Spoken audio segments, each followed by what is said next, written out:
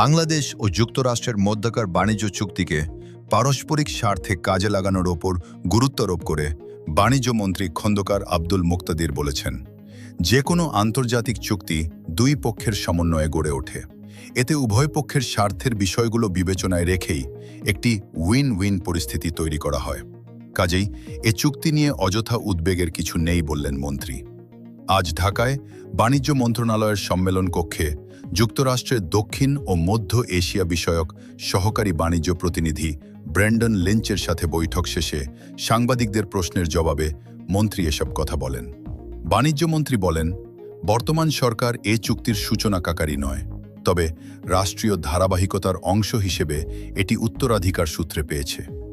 রাষ্ট্রের মধ্যে সম্পাদিত কোনো চুক্তি ব্যক্তিগত চুক্তির মতো নয় যে ইচ্ছামতো বাতিল করা যাবে। এটি একটি বাস্তবতা এবং আমরা সেটিকে দেশের বাণিজ্য ও বিনিয়োগ সম্প্রসারণে ফলপ্রসূভাবে কাজে লাগাতে চাই। তিনি আরও জানান, সম্প্রতি যুক্তরাষ্ট্রের পক্ষ থেকে একটি তদন্ত প্রক্রিয়া ইনভেস্টিগেশন শুরু করা হয়েছে, যার বিষয়ে বাংলাদেশ ব্যাখ্যা চেয়েছে এবং প্রাপ্ত ব্যাখ্যার প্রেক্ষিতে নিজেদের অবস্থান ও পর্যবেক্ষণ জানানো হয়েছে।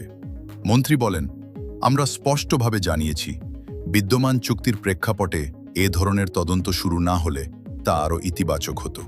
বাংলাদেশের উৎপাদন ও বাণিজ্য বাস্তবতা তুলে ধরে তিনি বলেন, দেশে কোনো ক্ষেত্রেই ওভার ক্যাপাসিটি নেই এবং বাংলাদেশ ডাম্পিং করে এমন অভিযোগও ভিত্তিহীন। বাণিজ্যমন্ত্রী বলেন, আমরা অধিকাংশ পণ্য আমদানি করি, যেগুলো রপ্তানি করি, বিশেষ করে তৈরি পোশাক খাতটা কঠোর আন্তর্জাতিক কমপ্লায়েন্সের মধ্যে পরিচালিত হয়। সেখানে শ্রম আইন লঙ্ঘন বা শিশু শ্রমের কোনো সুযোগ নেই বলে তিনি যোগ করেন। চুক্তি বাতিলের প্রশ্নে বাণিজ্যমন্ত্রী বলেন, এই সরকার জনগণের নির্বাচিত প্রতিনিধি হিসেবে সব সময় দেশের স্বার্থকে অগ্রাধিকার দেয়। কোনো চুক্তির কোনো ধারা যদি বাংলাদেশের স্বার্থের পরিপন্থী হয়, তা সংশোধনের সুযোগ সেই চুক্তির মধ্যেই রয়েছে। তিনি এটিকে সেলফ কারেক্টিং এলিমেন্ট হিসেবে উল্লেখ করেন। চুক্তির মধ্যেই সংশোধন বা সমন্বয়ের প্রয়োজনীয় বিধান রয়েছে, তাই এটি নিয়ে অতিরিক্ত উদ্বেগ বা আতঙ্কের কোনো কারণ নেই। বৈঠকে বাংলাদেশ যুক্তরাষ্ট্র বাণিজ্য ও বিনিয়োগ সম্পর্ক জোরদার সহ বিভিন্ন পারস্পরিক স্বার্থ সংশ্লিষ্ট বিষয় নিয়ে আলোচনা হয়।